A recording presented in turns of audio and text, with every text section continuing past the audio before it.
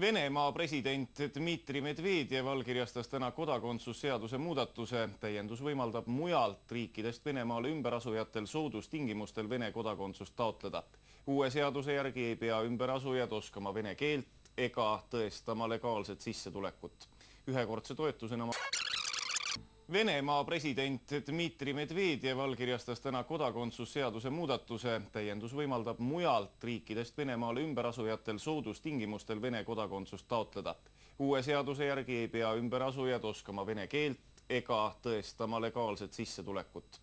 Ühekordse toetusena makstakse ümberasujale 60 000. Venemaa president Dmitri Medvedev allkirjastas täna kodakondsusseaduse muudatuse. Täiendus võimaldab mujalt riikidest Venemaale ümberasujatel soodustingimustel Vene kodakondsust taotleda.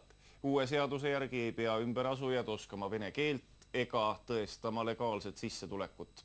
Ühekordse toetusena makstakse ümberasujale 60 000.